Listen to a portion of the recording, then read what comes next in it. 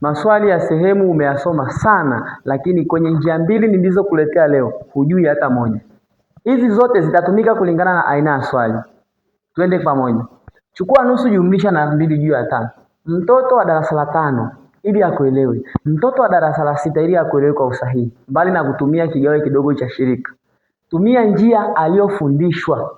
Mfano, alivyokuwa kwenye madarasa ya chini, aliambiwa ukiwa unachukua 2/5 jumlisha 1/5, kwa sababu zinafanana, chukua 1 alafu za juu jumlisha upate 3. Hapa kama zinatofautiana, concept iliyoongezeka ni kwenda kubadilisha zikafanane. Zikifanana, aendelee na utaratibu ule ule aliyofundishwa. Zitafananaje? Njia ya kwanza ni kama ifuatavyo. Ili zifanane hapa, anachukua 1/2 jumlisha 2/5. Anachukua asili ya upande huu, anaenda kuzidishia huku juu na chini. Afu anachukua na asili ya upande huu, anaenda kuzidishia juu na chini. 1 mara 5, 5. 5 mara 2, 10.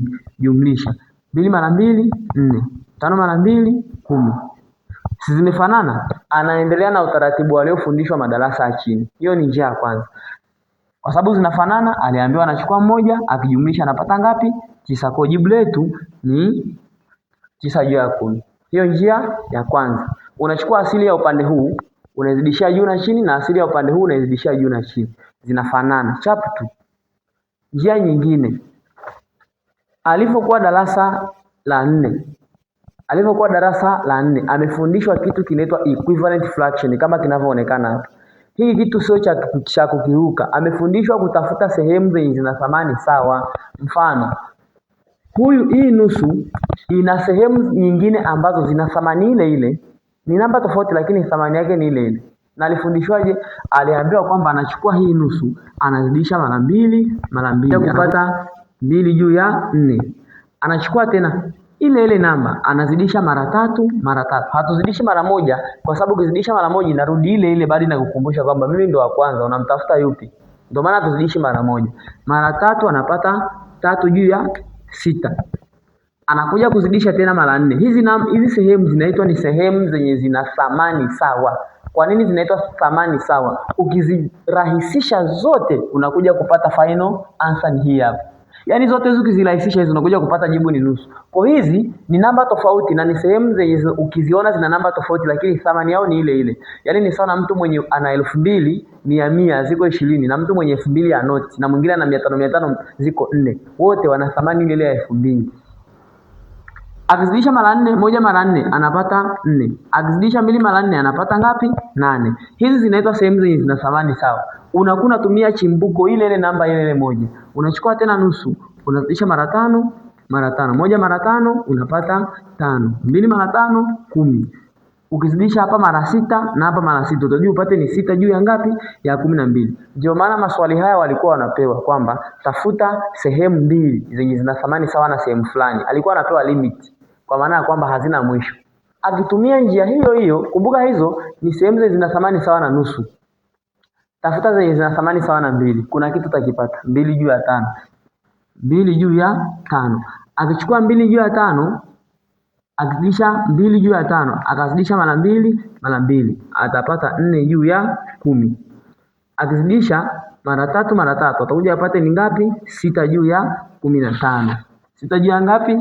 Ya 15. Sasa mimi siendelee kwa sababu nilichokuwa nakitafuta nimekipata. Cha kwanza tukubaliane kwamba sehemu zote hizi mbili zinazoendelea ukizitafuta mara 2 mara 3 mara 4 zina thamani sawa na huyu. Kama utazidisha juu mara 2 na chini mara 3 haitakuwa na thamani sawa kwa sababu ulitumia namba tofauti kwenye sehemu mbili tofauti. Haya, twende. Kwa maana hiyo sasa hizi zote zina thamani sawa na 2/5 na zote hizi zina thamani sawa na nusu. Sasa tunachokitaka ni nini? Tulitaka zilikuwa zinatofautiana, tunataka zifanane. Angalia sehemu zipi zina thamani sawa, zina asili inayofanana. Huyu si yuko juu ya 10, ana juu ya 10 na huyu naye si ana juu ya 10. Kwa badala ya kuchukua nusu uliopewa kwenye swali, chukua huyu kwa sababu huyu ni pacha wa huyu, ila huyu amebadilika umbo tu. Kwa nini tunamchukua huyu? Kwa sababu huyu ana asili ya sawa na huyu. Na tulichokuwa tunakitaka ni mtoto tumfundishe namna ya kufanya nini? Ya kufananisha. Itakuwa ni 5/10 jumlisha. Baada ya kuchukua 2 juu ya 5 ambayo ni hii, chukua huyu mwenye yuko juu ya 10. 4 juu ya ngapi? Ya 10. Hapo mtoto hatakosa. Kwa nini tunasema hivyo?